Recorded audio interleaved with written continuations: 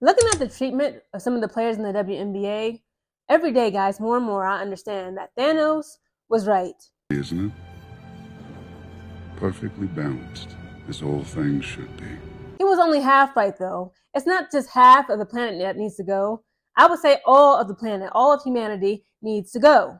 Guys, welcome and welcome back to my YouTube channel. I am Geneva. This is Geneva in General. And today, guys, I want to do somewhat of a case study, okay? When it comes to the WNBA, the players, and the treatment of the players who participate in the WNBA league. So, guys, this thought came into my mind yesterday at night. Okay, I was trying to sleep. That's when a lot of my good ideas come from, like when I'm trying to make YouTube videos, either when I'm in bed about to go to sleep or when I'm in the shower, or just, I don't know, when I'm bored at work. I don't know. And I was on Quita Love Sports channel. Again, shout out to Quita, guys. Guys, subscribe to Quita Love Sports YouTube channel. She's an amazing storyteller. She gives an objective view, opinions, and analysis on the WNBA and women's basketball as a whole.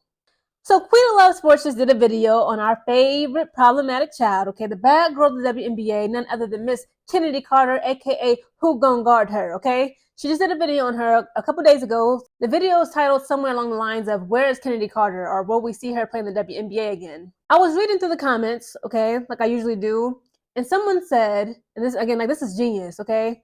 They said, I find it interesting that Diana Taurasi, again, I love her down. Okay? Again, I'm a fan of Diana Taurasi. She has earned her legacy, every bit of it, okay? But someone commented, I believe it's very interesting how Diana Taurasi's behavior on the court, her reputation rather, about being, very feisty, very aggressive, very abrasive, very competitive, right? We praise Diana Taurasi for that behavior. But Chennedy Carter, on the other hand, we blackball her, we shame her, we insult her, we degrade her, we belittle her, we drag her on Beyonce's internet. And this led me to get like the wheels in my head turning. I said, you know what? That's an amazing observation, okay? Diana Taurasi, guys, I just Googled it. I got it right here on my laptop, okay? I come with receipts. I Googled on one tab of my computer, Chennedy Carter, WNBA incidents. The next tab I got pulled up right here is Diana Taurasi, WNBA incidents. Now, nobody is innocent, okay? Nobody is perfect. Chennedy Carter, some of the things that she has allegedly been, shown or allegedly been accused of doing, is bad behavior. It's just not sportsmanlike, okay? Allegedly, when she was at the Atlanta Dream, she tried to fight a teammate in the locker room. She was agitated because of this, that, and the third. Okay, and then she went to the LA Sparks. She got into some mess. And of course, last summer, the tip-off of the WNBA, I believe it was early June, late May, early June, she, body checked Caitlin Clark. Now I believe that was her tipping point. I believe that was what really caused like her almost, blackballing to happen in her WNBA career. But can we please talk about the legendary again? This is no disrespect. I'm trying to look at this through an objective lens. I want to present to you guys a peculiar case study. Again, I'm not sure what I'm going to title this, okay?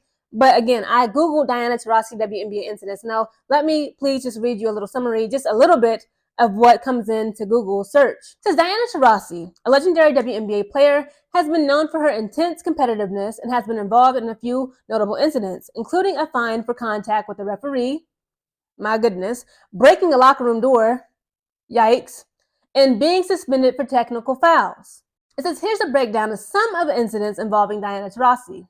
Number one on the bullet list, okay, it says she has been fined for contact with a referee. It says in Game 2 of the 2021 WNBA Finals, Taurasi was fined $2,500 for making inappropriate contact with the game official, okay? It says she broke a locker room door. After a game in 2021, the same year, in the WNBA Finals, Taurasi was reportedly seen breaking a locker room door. Suspension for technical fouls. Taurasi earned a one-game unpaid suspension after receiving her 7th technical foul of the season. Spitting on the court during a game in the 2021 WNBA. What was going on in 2021? Was she getting into it with her wife? Like all of these say in 2021, okay? The ones that come up on Google at first in my search. It says for spitting on the court. During a game in the 2021 WNBA Finals, Taurasi was accused of spitting on the court. That's disgusting. Pushing a referee. During the 2021 WNBA Finals, Taurasi was accused of pushing a referee. Can you imagine if everybody's favorite girl that they love to hate, Angel Reese, pushed the referee? That would literally explode headlines. Comments about Caitlin Clark. Okay, we gotta mention Caitlin Clark in this. I'm sorry, we got to. It says Taurasi made comments about Caitlin Clark's transition into the WNBA, suggesting that playing against professional women would be a different experience than playing against college players. Which, I don't understand how that's controversial. But again, a lot of people have very strong feelings about Caitlin Clark. I mean, I kind of get it. I don't worship people, okay? I love Angel Reese and, like, I love a lot of people, but it's like, I'm not about to protect a grown woman from, protect a grown woman from another grown woman who's playing a sport. Okay, they're on the court. They're both equal, okay? Diana Taurasi is 6 feet tall. Caitlin Clark is 6 feet tall. They're both women, okay? Women, by and large, we are not as aggressive and as, like, violent as men. So why would I feel the need to protect, another grown woman from a grown woman when they are literally equal footing? And they're both competitors. Again, Diana Taurasi, after all the incidents, I would not be, like, scared of Diana Taurasi. Chennedy Carter, after all of her incidents, okay, she got into it with some of her teammates when she was allegedly at the Atlanta Dream, allegedly at LA Sparks. She body checked Caitlin Clark. We did see that last summer, okay, in the WNBA's early regular game season. But if I were to meet Chennedy Carter in like public, or I don't know, if I were to see her out and about, I would not be intimidated or scared of either woman at all. When you look at the WNBA, right? When I look at the WNBA, the entire league could literally be seen as like a case study. It's like, it kind of like mirrors how messed up society is. Again, like the players, again, first of all, the WNBA is extremely inclusive, okay? It's like a safe haven for Black women, white women, there's Asian women now, Polynesian women, okay, we got Samoan women, okay, we got a good mixture now. Granted, the league is still like 68% Black women, whatever, but it's changing and there's nothing wrong with that. You got gay women, you got bisexual women, straight women, you got mothers, you got married women, single women, you got women who have kids, want to have kids, don't want to have kids. It's a very inclusive environment. But again, it's like when you look at it through like a social studies lens. Remember social studies in class when you have to study a group of people socially? It seems as though misogyny, racism, sexism, homophobia, hatred, jealousy, envy, like all this other stuff is outside of the league. And these outdoor voices, these outdoor opinions, the outdoor media, specifically when it comes to grown men, is affecting the players in this very inclusive, very loving, very generous and kind league. And it's like, to me, it literally blows my mind. Again, when somebody wrote that comment last night that I read last night, on Quita Love Sports video about where's Chennedy Carter, like, is she going to play in the WNBA? They said, why is Diana Taurasi praised for this behavior, whereas Chennedy Carter is blackballed and dragged? And again, it's like, we can say this, we've seen it time and time again. You got players such as Sophie Cunningham, very aggressive, okay, so that she's been known to start brawls on the court since her Missouri University days, okay, when she played at Mizzou. I think that's what they call it, as like short. But, they call her spicy. Oh, we love it when she gets spicy. Caitlin Clark is not innocent. Again, I got to look at this objective. I'm the judge. I got to hold court. Caitlin Clark has, body, check people. She has shoves. I remember, what's the girl name from the Washington Mystics? Not Christy Wallace. I think her sister. No, Katie Lou Samuel's sister. The other Samuel's girl. She pushed her twice pretty aggressively at a home game in Washington Mystics. The media headlines, oh, we love spicy Caitlin. We love when Caitlin gets, aggressive. We love it when she gets chippy.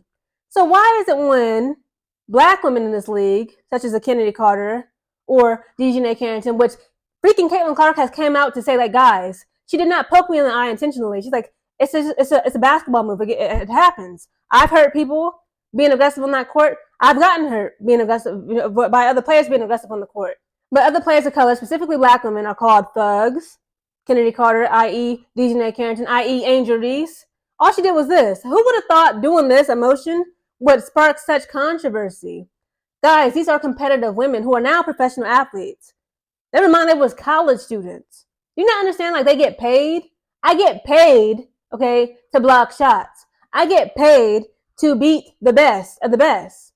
So yes, you got Asia Wilson who talks trash. What's the problem with it? How come when white women, such as Caitlin Clark, the Sophie Cunningham, Diana Taurasi, she literally, allegedly, according to this Google search, pushed a referee back in 2021 during the WNBA finals? Where was the outrage? How come she's not called a thug? How come she's not called aggressive? How come she's not being dragged for her behavior? How come she's not ghetto? Or, she has no class. She's uncouth. She's not very demure. It's not very cutesy. See, again, the WNBA has shown me we have a huge societal problem. Okay, we have issues as a society. Now, again, if anybody is over the age of 12, you already know the world sucks. People suck. Society sucks. Okay, but looking at the WNBA again, I could do a whole case study on this. This is actually incredibly ridiculous. When you have grown men attacking a 22-year-old young black woman, Angel Reese, who minds her business, stays out of the way, and she's a competitor, okay, on that court, as she should be, as anybody should be. I told you. If you are new to my channel, welcome. I am Geneva. I like aggressiveness on that court. I don't care that they're women. I don't want to hear nobody's excuses. If you got this jersey on, my jersey is not the same color as your jersey, okay? I'm coming for your head, okay? I'm a straight headhunter. What's the problem with that? See, it's blatant racism. Never mind misogyny, homophobia in the NBA, NFL. But you don't see the media trying to encourage it. You don't see the media trying to prop up certain players, position certain players to be attacked and harassed, i.e. the Angel Reese, Dejanay Carrington. I see some of the Fever girls. Some people attack Kelsey Mitchell because there was rumors that she wanted to leave. And they said, oh, she's jealous of Caitlyn. It's just so much bickering, and it's not from the women, okay? It's not the women. There's, in my eyes, in my opinion, honest to God, nobody's perfect, okay? There's some things that we got to work on in the WNBA. The WNBA is an amazing platform for these women. It's a great league. Yes, I believe they need to have better benefits, better pay, increase in salary wages. I would love a longer season, okay? But again, I gotta, I can't be that selfish. I gotta think about the health and the bodies of these women, right? But again, it's like the racism, sexism, again, I'm sure it's in the league, the homophobia, okay, even though it's a very inclusive league. I see 95% of that from the outside voices, the outside opinions from outsiders, i.e. the media. And it's mainly grown men. It's like, how you a grown man hating on a 22-year-old? Somebody on Twitter, it was a tweet that went freaking viral. They said, how you a 33-year-old man beefing in a one-sided beef? Again, Angel Reese ain't thinking about y'all. You a 33-year-old grown man in a one-sided beef with a 22-year-old young woman. Roll your nuts.